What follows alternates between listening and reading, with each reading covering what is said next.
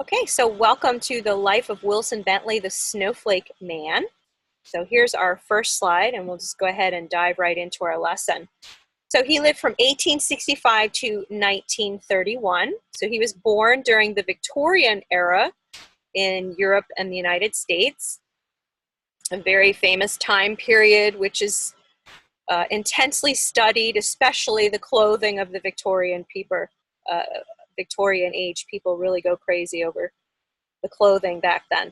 So here you can see Wilson Bentley with his famed bellows camera and his microscope hooked right up to that camera. Pretty awesome.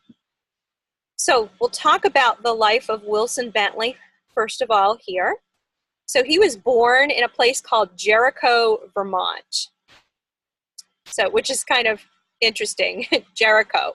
Where else have we heard of the name Jericho before? Anyone? In the Bible. Right. The city of Jericho.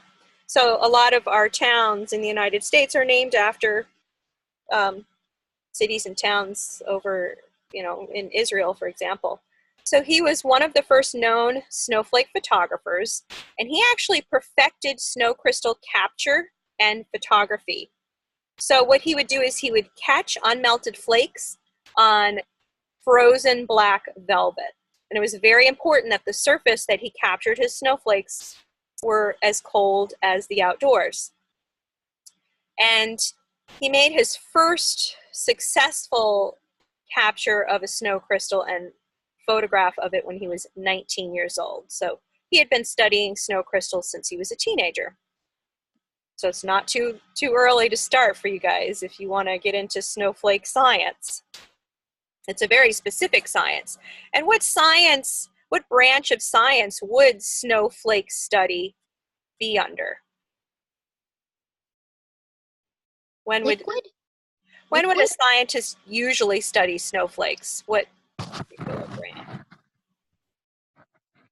Okay, yes, water would come under water sciences, hydrosciences. Okay, so pattern sciences? Okay, I was thinking of meteorology. That's okay. All right, so at age 15, his mother gave him an old microscope, and Wilson attached a bellows camera to a compound microscope to capture minute snow crystals. On January 15th, 1885, he photographed his first snowflake. So his life work, he actually created over 5,000 snow images, just like this one in the background.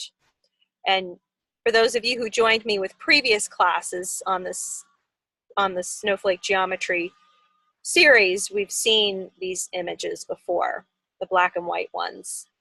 So how did he catch the snowflakes? So each crystal was caught on a blackboard or black velvet, and then he would transfer the crystal with a turkey feather to a microscope slide.